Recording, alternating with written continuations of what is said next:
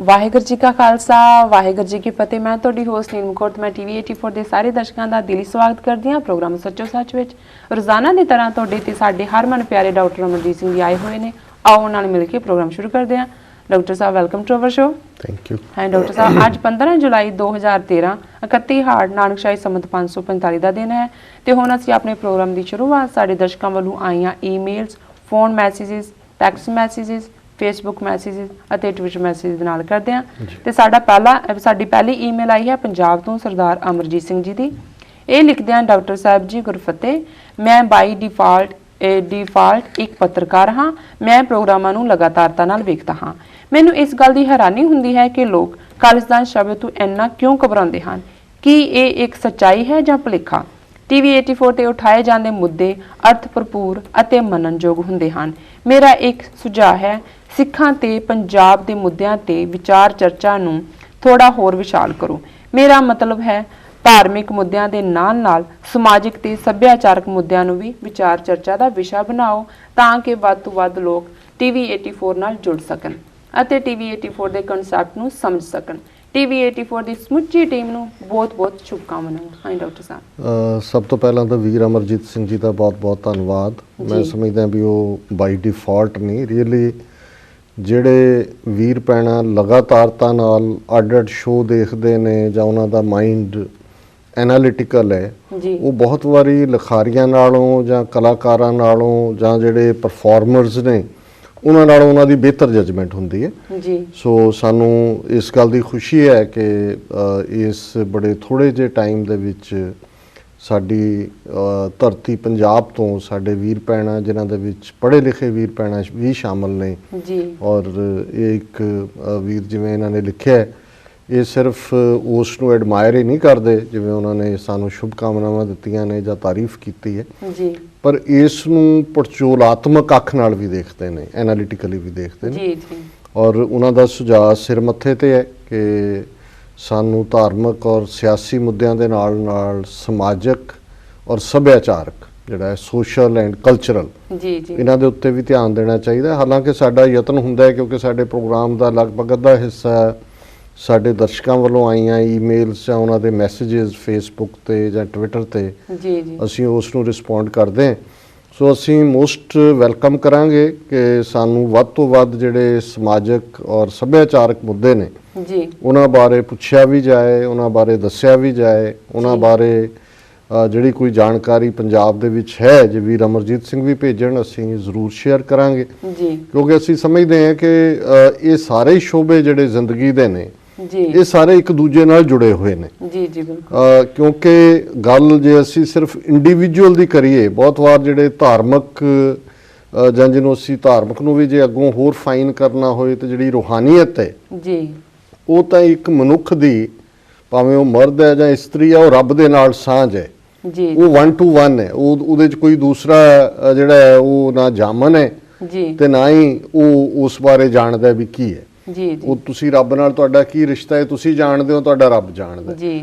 ਲੇਕਿਨ ਜਦੋਂ ਅਸੀਂ ਵਿਸ਼ਾਲਤਾ ਦੇ ਨਾਲ ਇੱਕ ਸੁਸਾਇਟੀ ਦੇ ਵਿੱਚ ਐਗਜ਼ਿਸਟ ਕਰਦੇ ਹਾਂ ਜੀ, ਕਿਸ ਕਿਸਮ ਦਾ ਸੱਭਿਆਚਾਰ ਹੈ, ਜਿਹੜਾ ਵੈਲਿਊ ਸਿਸਟਮ ਹੈ ਸਾਡੇ ਪਰਿਵਾਰਕ ਸੰਬੰਧਾਂ ਦੇ ਵਿੱਚ, ਸਾਡੇ ਐਜੂਕੇਸ਼ਨ ਸਿਸਟਮ ਦੇ ਵਿੱਚ, ਸਾਡੇ ਓਵਰਆਲ ਦਾਇਰੇ ਦੇ ਵਿੱਚ ਜੀ, ਔਰ ਫਿਰ ਉਹਦੇ ਨਾਲ ਜੁੜੀ ਤੁਹਾਡੀ ਬ੍ਰੈਡ ਬਟਰ ਹੈ ਜਿੱਥੇ ਤੁਸੀਂ ਕਿਰਤ ਕਰਦੇ ਹੋ, ਉਹ ਕਿਹੋ ਜਿਹਾ ਮਾਹੌਲ ਹੈ। ਜੇ ਇੱਕ ਸਮਾਜ ਇਮਾਨਦਾਰੀ ਦੀਆਂ ਜਾਂ ਦੂਸਰੀਆਂ ਇਖਲਾਕ ਦੀਆਂ ਨੈਤਿਕ ਕਦਰਾਂ ਕੀਮਤਾਂ ਨੂੰ ਵਡਿਆਉਂਦਾ ਹੈ, ਉਹਨਾਂ ਨੂੰ ਮੰਨਣ ਵਾਲੇ ਜਾਂ ਉਹਨਾਂ ਦੇ ਉੱਤੇ ਪਹਿਰਾ ਦੇਣ ਵਾਲਿਆਂ ਦਾ ਸਤਿਕਾਰ ਕਰਦਾ ਹੈ ਜੀ, ਤੇ ਜ਼ਾਹਰ ਹੈ ਸਮਾਜ ਦੇ ਵਿੱਚ ਜਾਂ ਬੱਚੇ ਬੱਚੀਆਂ ਜਿਹੜੀ ਉਹਦੇ ਵਿੱਚ ਗਰੋ ਹੋਣਗੇ ਉਹਨਾਂ ਦੇ ਵਿੱਚ ਇਮਾਨਦਾਰੀ ਦਾ ਤੱਤ ਹੋਏਗਾ ਜੀ। ਤੇ ਜਿੱਥੇ ਇੱਕ ਕਰਪਟ ਸੁਸਾਇਟੀ ਹੁੰਦੀ ਹੈ, ਕਰਪਟ ਸੱਭਿਆਚਾਰ ਹੁੰਦਾ ਹੈ, ਬਾਹਰੋਂ ਭਾਵੇਂ ਤੁਸੀਂ ਜਿਹੜੇ ਮਰਜ਼ੀ ਧਰਮ ਦਾ ਲੇਬਲ ਆਇਆ ਹੋਏ, ਹਿੰਦੂ ਹੋਏ, ਸਿੱਖ ਹੋਏ, ਮੁਸਲਮਾਨ ਹੋਏ, ਈਸਾਈ ਹੋਏ, ਪਰ ਜੇ ਬੇਸਿਕਲੀ ਜੀਵਨ ਦੇ ਵਿੱਚ ਇਮਾਨਦਾਰੀ ਨਹੀਂ ਹੈ ਜਾਂ ਉਸ ਸੱਭਿਆਚਾਰ ਦੇ ਵਿੱਚ ਇਮਾਨਦਾਰ ਸਿਸਟਮ ਨਹੀਂ ਹੈ। ਔਰ ਇਹੀ ਗੱਲ ਗੁਰੂ ਨਾਨਕ ਸਾਹਿਬ ਨੇ ਮੱਕੇ ਦੇ ਵਿੱਚ ਹਾਜ਼ੀਆਂ ਦੇ ਨਾਲ ਗੱਲਬਾਤ ਦੇ ਦੌਰਾਨ ਕਹੀ ਸੀ, ਜਦੋਂ ਉਹਨਾਂ ਨੇ ਪੁੱਛਿਆ ਕਿ ਜੀ ਦੱਸੋ ਤੁਹਾਡੀਆਂ ਨਿਗਾਹ ਦੇ ਵਿੱਚ, ਤੁਹਾਡੀਆਂ ਨਜ਼ਰਾਂ 'ਚ ਕਿਹੜਾ ਮਜ਼ਹਬ ਜਿਹੜਾ ਉਹ ਚੰਗਾ ਹੈ, ਤੇ ਪੁੱਛਣ ਫੋਲ ਕਿਤਾਬ ਨੂੰ ਹਿੰਦੂ ਵੱਡਾ ਕਿ ਮੁਸਲਮਾਨ ਹੋਈ ਜੀ, ਬਾਬਾ ਆਖੇ ਹਾਜੀਆਂ शुभ अमलों बाजों दोनों रोई ਕਿ ਅਲਟੀਮੇਟਲੀ ਗੱਲ ਅਮਲ ਦੀ ਹੈ ਤੇ ਅਮਲ ਦੇ ਨਾਲ ਜਿਹੜਾ ਬਹੁਤ ਕੁਝ ਤੁਹਾਡੇ ਸੱਭਿਆਚਾਰ ਦਾ ਔਰ ਅਮਲ ਦਾ ਸਿੱਧਾ ਸੰਬੰਧ ਹੁੰਦਾ ਹੈ ਜੀ। ਹੁਣ ਜਦੋਂ ਅਸੀਂ ਇਹਨਾਂ ਮੁਲਕਾਂ ਦੇ ਸੱਭਿਆਚਾਰ ਦੀ ਗੱਲ ਕਰਦੇ ਹਾਂ, ਜਿੰਨਾ ਮਰਜ਼ੀ ਉੱਥੇ ਬੈਠੇ ਇਹਨਾਂ ਦੇ ਜੋਗੀ ਜਾਂ ਕੋਈ ਹੋਰ ਇਸ ਕਿਸਮ ਦੇ ਆਪਣੇ ਆਪ ਨੂੰ ਰੂਹਾਨੀ ਧਾਰਮਿਕ ਕਹਿਣ ਵਾਲੇ ਇਹਨਾਂ ਨੂੰ ਭੰਨਣ ਜੀ ਕਿ ਜੀ ਪਦਾਰਥਵਾਦ ਤੇ ਫਲਾਣਾ, ਮੈਂ ਸਮਝਦਾ ਵੀ ਜਿੰਨੀਆਂ ਇਖਲਾਕੀ ਕਦਰਾਂ ਕੀਮਤਾਂ ਔਰ ਇਮਾਨਦਾਰੀ ਦੀਆਂ ਕਦਰਾਂ ਕੀਮਤਾਂ ਅੱਜ ਵੈਸਟ ਸੁਸਾਇਟੀ 'ਚ ਨੇ, ਜਿਹਨੂੰ ਇਹ ਮਟੀਰੀਅਲਿਸਟ ਕਹਿੰਦੇ ਨੇ, ਉਨੀਆਂ ਹੋਰ ਕਿਤੇ ਨਹੀਂ ਨੇ ਜੀ। ਔਰ ਇਹੀ ਕਾਰਨ ਹੈ ਕਿ ਇੱਥੇ ਆ ਕੇ ਜਿਹੜਾ ਇੱਕ ਵੇਟਰ ਹੋਟਲ ਦੇ ਵਿੱਚ ਆਪਣਾ ਕੰਮ ਸ਼ੁਰੂ ਕਰਦਾ, ਇੱਕ ਵੇਟਰ ਦੇ ਤੌਰ ਤੇ ਉਹ ਇਹ ਡ੍ਰੀਮ ਕਰ ਸਕਦਾ ਹੈ ਕਿ ਉਹ ਇੱਕ ਦਿਨ ਚੇਨ ਆਫ ਹੋਟਲਸ ਜੀ ਹੋਏਗੀ, ਉਹਦੇ ਕੋਲੋਂ ਮਾਲਕ ਹੋਏਗਾ ਤੇ ਉਹ ਉਸ ਸੁਪਨੇ ਨੂੰ ਸਾਕਾਰ ਕਰਦਾ ਹੈ। ਜੀ। ਹੁਣ ਉੱਥੇ ਮੈਂ ਕਈ ਵਾਰ ਈਵਨ ਆਪਣੇ ਬੀਬੀਆਂ ਦੇ ਹਵਾਲੇ ਨਾਲ ਵੀ ਦੇਖਦੇ ਹਾਂ ਕਿ ਜੇ ਇੱਥੋਂ ਦੀ ਸੁਸਾਇਟੀ ਨੇ ਜਾਂ ਇੱਥੋਂ ਦੇ ਸੱਭਿਆਚਾਰ ਨੇ ਉਹਨਾਂ ਨੂੰ ਉਹ ਸਹੂਲਤਾਂ ਨਾ ਦਿੱਤੀਆਂ ਹੁੰਦੀਆਂ ਤੇ ਬਹੁਤ ਸਾਰੀਆਂ ਬੀਬੀਆਂ ਜੇ ਸਾਡੀਆਂ ਗੋਹਾ ਪੱਥਦੀਆਂ ਹੁੰਦੀਆਂ ਉੱਥੇ ਜੀ।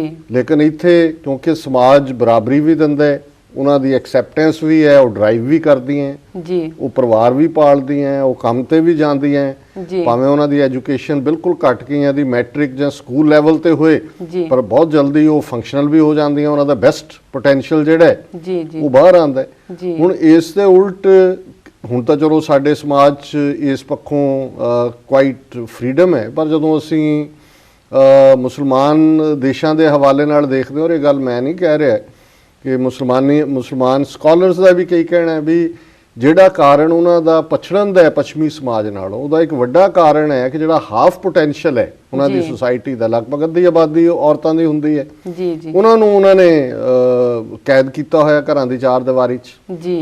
ਕਿ ਵੀ ਉਹਨਾਂ 'ਚੋਂ ਬਹੁਤ ਘੱਟ ਦੇਸ਼ ਨੇ ਔਰ ਜਿਹੜੇ ਇਸਲਾਮਿਕ ਦੇਸ਼ ਉਹੀ ਪ੍ਰੋਗਰੈਸ ਤੇ ਕੀਤੀ ਹੈ, ਉਹਨਾਂ ਨੇ ਅੱਗੇ ਆਏ ਨੇ ਜਿੱਥੇ ਵਿਮਨ ਜਿਹੜੀਆਂ ਨੇ ਉਹ ਲਾਈਫ ਦੇ ਵਿੱਚ ਆਈਆਂ। ਜੀ। ਸੋ ਅਸੀਂ ਇਹ ਸਮਝਦੇ ਹਾਂ ਵੀ ਇਸੇ ਤਰ੍ਹਾਂ ਕਿ ਉਸ ਸੱਭਿਆਚਾਰ ਦੇ ਵਿੱਚ ਇਸੇ ਤਰ੍ਹਾਂ ਇਮਾਨਦਾਰੀ ਦੀਆਂ ਵੈਲਿਊਜ਼ ਨੇ। ਜੀ। ਇੱਥੇ ਨਹੀਂ ਹੈ ਕਿ ਵੈਸੇ ਤਾਂ ਹਿਊਮਨ ਨੇਚਰ ਹੈ ਕਈ ਵਾਰ ਕਿਸੇ ਸਿਚੁਏਸ਼ਨ ਨੂੰ ਉਸ ਦਾ ਫਾਇਦਾ ਲੈਣਾ, ਸੋ ਇੱਥੇ ਵੀ ਕੋਈ ਨਾ ਕੋਈ ਨਿਕਲ ਆਉਂਦਾ, ਪਰ ਜਦੋਂ ਸਿਸਟਮ ਦੀ ਪਕੜ 'ਚ ਆ ਗਿਆ ਜੀ ਫਿਰ ਉਹ ਛੁੱਟਦਾ ਨਹੀਂ ਹੈ, ਭਾਵੇਂ ਟੈਕਸ ਇਵੇਜਨ ਵਾਲਾ ਹੋਏ, IRS ਦੀ ਨਜ਼ਰੀ ਚੜ ਗਿਆ ਫਿਰ ਉਹ ਪਿਛਲਾ ਵੀ ਸਾਰਾ ਵਸੂਲ ਕਰ ਲੈਂਦੇ ਨੇ। ਜੀ। ਵੱਡੇ ਤੋਂ ਵੱਡੇ senator, congressman, governor, president level ਦੇ ਵੀ ਇੱਥੇ ਜਦੋਂ ਕੋਈ ਰੋਂਗ ਡੂਇੰਗ, ਕੋਈ ਗਲਤ ਕੰਮ ਆਉਂਦਾ ਹੈ ਸਾਹਮਣੇ, ਫਿਰ ਪੂਰੀਆਂ ਇਨਵੈਸਟੀਗੇਸ਼ਨਸ ਖੁੱਲ ਜਾਂਦੀਆਂ। ਜੀ। ਫਿਰ ਉੱਥੇ ਇਹ ਨਹੀਂ ਹੁੰਦਾ ਜੀ ਫਲਾਣੇ ਦਾ ਫੋਨ ਕਰਾ ਦਿਓ ਤੇ ਧਮਕੇ ਦਾ ਕਰਾ ਦਿਓ। ਜੀ। ਹੁਣ ਇਹੀ ਕਾਰਨ ਹੈ ਕਿ ਉਸ ਕਲਚਰ 'ਚ ਬੈਠੇ ਲੋਕ ਜਿਹੜੇ ਕਿ ਯੂਜ਼ਡ ਟੂ ਨੇ ਉਸ ਕਰਪਟ ਕਲਚਰ ਨੂੰ, ਜੀ। ਜਦੋਂ ਉਹ ਕਹਿਣਗੇ ਜੀ ਸਾਡੇ ਮੁੰਡੇ ਨੂੰ ਬਾਹਰ ਬੁਲਾ ਦਿਓ ਜਾਂ ਸਾਡੀ ਕੁੜੀ ਨੂੰ ਬਾਹਰ ਬੁਲਾ ਲਓ, ਤੇ ਉਹ ਇਹ ਸਮਝਦੇ ਨੇ ਵੀ ਇੱਥੇ ਇੰਨੀ ਕੁ ਪਹੁੰਚ ਹੋਣੀ ਹੈ ਵੀ ਕਿਸੇ ਨੂੰ ਕਾਲ ਕਰੋ ਵੀਜ਼ਾ ਦੇ ਦੇਗਾ। ਜੀ। ਜੀ। ਜਾਂ ਕਿਸੇ ਨੂੰ ਕਰੋ ਐਡਮਿਸ਼ਨ ਦੇ ਦੇਗਾ। ਉਹ ਉਹਨਾਂ ਦਾ ਕਿਉਂਕਿ ਉਹ ਉਸ ਕਿਸਮ ਦੇ ਟੈਲੀਫੋਨ ਕਲਚਰ ਔਰ ਕਰਪਟ ਕਲਚਰ ਦੇ ਯੂਜ਼ ਟੂ ਨੇ, ਉਹਨਾਂ ਨੂੰ ਇਹ ਗੱਲ ਸਮਝ ਹੀ ਨਹੀਂ ਆਉਂਦੀ ਕਿ ਵੀ ਨਹੀਂ ਇੱਥੇ ਸਿਸਟਮ 'ਚੋਂ ਹੀ ਜਾਣਾ ਪੈਂਦਾ।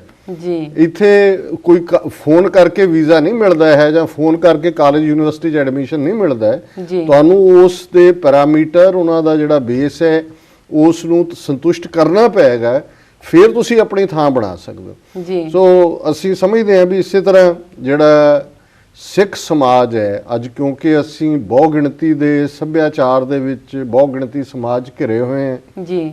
ਉਹਨਾਂ ਦੀਆਂ ਬਿਮਾਰੀਆਂ ਵੀ ਸਾਨੂੰ ਆ ਕੇ ਚੰਬੜੀਆਂ ਹੋਈਆਂ ਨੇ। ਜੀ। ਜੀ।